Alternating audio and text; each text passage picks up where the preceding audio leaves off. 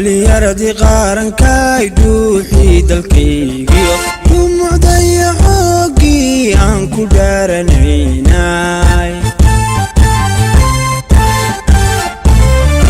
dhalinyaradi qarankaay dhuuxii dalkeeniyo dumucdaya xoogii aan ku dhaaranaynay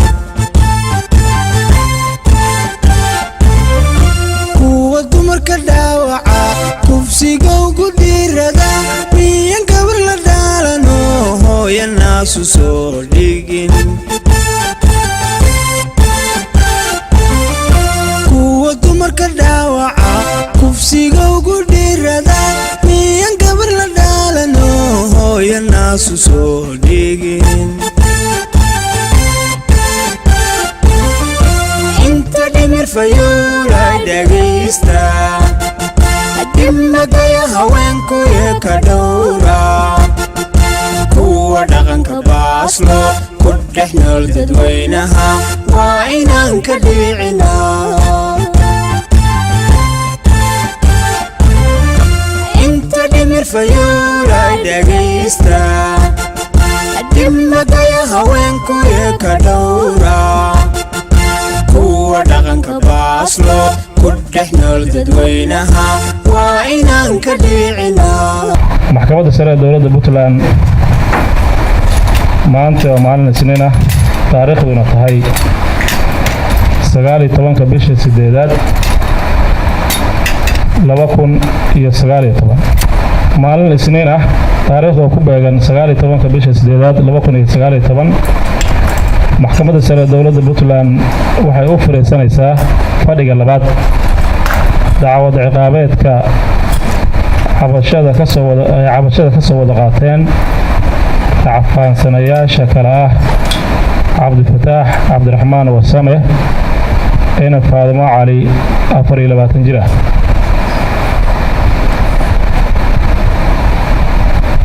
ku dhashay Hargeysa qareen u yihiin qareen Mustafa Maxamed Jaamac qareen Xabiib Cabdullaahi Ciise iyo qareen Axmed Salaad Maxamed Cabdishakuur Maxamed Dige ina Khadiijo Maxamed 46 jir ah ku dhashay Muqdisho qareenna uu yahay Cabdirasaaq Maxamed Faarax kana soo qaatay xukunka tirsigiisu yahay Maara Isbaaro Gaana Isbaaro 115 2019 kuna taariikhaysan 3 bisha 6 2019 kana soo baxay maxkamadda racfaanka gobolka Nugaal ayna dhinac ka tahay marxuumad Caaisha Ilyas Aadan iyo xafiiska xeeraryaha guud ee dowladda Puntland kuwaasoo ku wadaysan qodobada kale ah 332 oo qodobkaasoo macnihiisu yahay khatar gelin ammaanka guud ee dalka 398 oo tilmaamaya kufsi 401 oo ka hadlaya afduub 434 qodobkaas oo qodobka ugu culus oo ah dil oo qodobada ku eedeysan yihiin qodobka 440 isaguna wuxuu tilmaamayaa xagga xeerka dhaawac marxuumadda inta noolay dhaawac loo geystay qodobka 468 tahdiid waa aad ay u soo jeedisay xeeraalinta dhammaan qodobada aan soo sheegay waxay ku qoran yihiin xeerka ciqaabta Soomaaliyeed sidoo kale waxay ku eedeysan yihiin nimanka magacyadooda hore soo sheegay oo racfaanka ay u soo qaadeen qareemadii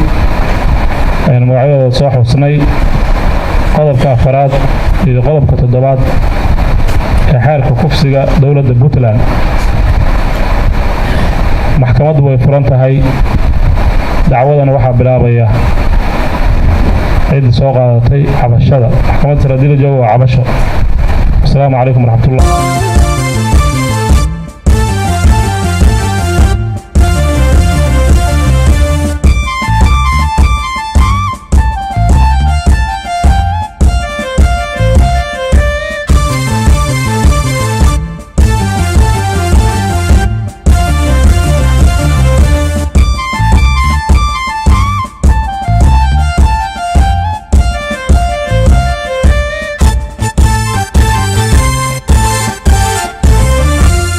digwa barbar show waa dhalan gardaasho waa kuwii dhabtoodiyo naagu qaaday dhabarkee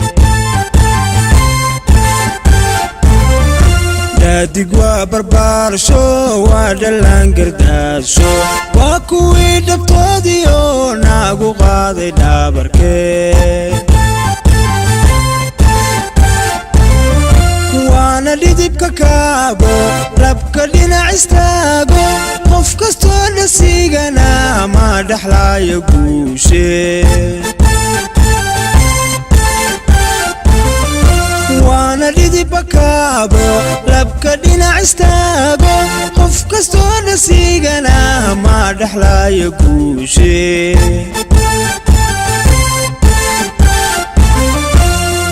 dimir fayowlay dhegaysta dhib magaya haweenku ee ka dhowra kuwa dhaqanka baaslo ku dhex nool dadweynaha waa inaan ka dhicinaa inta dimir fayowlay dhegaysta dhib magaya haweenku ee ka dhowra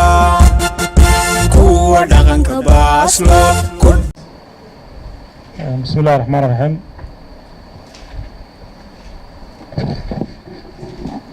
maxkamaddu waxay mudaysay dacwadatan 22 bisha oo ku beegan maalin khamiis ah. maxkamaddu way xiran tahay. sida la socotaan mudanayaal maanta waxaa lageystay jalsadii labaad kiiskii kufsiga ahaa ee ku eedeysnaayeen 3 eedeysane aan laba ka mid ah qareenada ahayn. sidaas darteed kiiskii dib baa loo dhigay maanta. xukun iyo go'aan lagama soo saarin. maxkamadda sare sababtoo ah kiiskii waa balaadhay farciyo yeeshay waasna wajh hor loo soo baxay. sidaas darteed maxkamadda saa la socotaan maxkamaddu waa 3 maxkamadda darajada koowaad maxkamadda rafcaanka iyo maxkamadda sare. maxkamadda darajada koowaad iyo maxkamadda rafcaanku waxa weeye oo mawduuci oo qofka markhaatiyaashii meelihii wax ka dhaceen baa la tagaa haddii uu yahay waa la soo markhaati waxaas. laakiinse tani waa qaanuuni oo waxay fiirisaa qaabka maxkamadii hore wax u soo mareen. sidaa ogtihiin annaga laba baan u hayn 2 nin baan 2 eedeysanaan oo qaranno ahayn oo walaala ah. eedeysanaha koowaad Cabdifitaax Cabdiraxmaan iyo Cabdisalaan. labada eedeysana mid ka mid ah ayaa qirtay midna kuma jirin oo kiiska awalba ma gelin. iska kaliya waxaa loo soo qabtay inay walaal ahaayeen isku dhiyaan ahaayeen iyo isguri deganaayeen. kiiskana si la sheegay meesha ka dhacday gurigiiba kama dhicin ba awal lagu tuhunsanaa ee guri kale la leeyahay waa ka dhacay. dad kaleana ku jira leeyaan walka ka magacaabay waxba gama gelin dawladda u taalaas. kiiska maxkamadda waxa horna maxkamadda sida sare waa qaanuuni saan idin sheegay qaabka wax loo soo maray bay fiirisaa buumaysaa iyadoo markhaatiyaashii iyo si wax u dhaceen iyo wixii ma baadho oo dib u baadho. waxaan malaynayaa in dadweyne badan ka aragtay maxkamadda darajada koowaad rajadan qabnaa waxa weeye kiiska la jabiyo. ninka muwakkilka iyaga sanaha saddexaad oo waxba sameeyay dambi gelin qiran ku cadeyn markhaati aan loo hayn in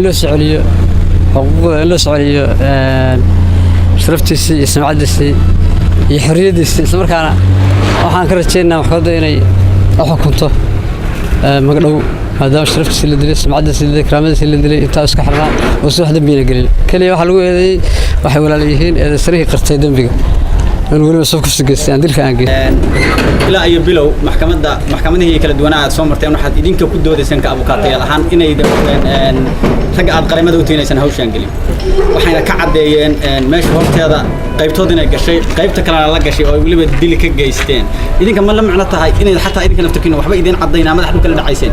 ما أنا ما أنا waxay noo sheegay way qofkan anu qorka ma hayno mana khasno waa dhaarna kaliya dhalinyaro noo aftax uu sheegay markii hore annagu kiiska dad ogay qofkan uu galaas ka qaran dhahnaa dambiga laga gooyo wixii doon lagu dhacay laakiin suguma ana tala gelin oo maana oran ilo waa gashay oo ku qaranayna حاشا الله نقول سرتود أنا حقي عشان له أنا قربني إحنا كسر الحمد لله رب العالمين هدي ما أنت الحمد لله رب العالمين عاشا ودمتي ولا شيء نهيد حق هذين له والحمد لله إن عبد السلام حريد بس عليه حق السؤال أنا فادي اللي قدر ينو الحمد لله رب العالمين هذا عبد السلام هذا عبد السلام بكذا أنا كي كل ساعة قصتي دوق فكر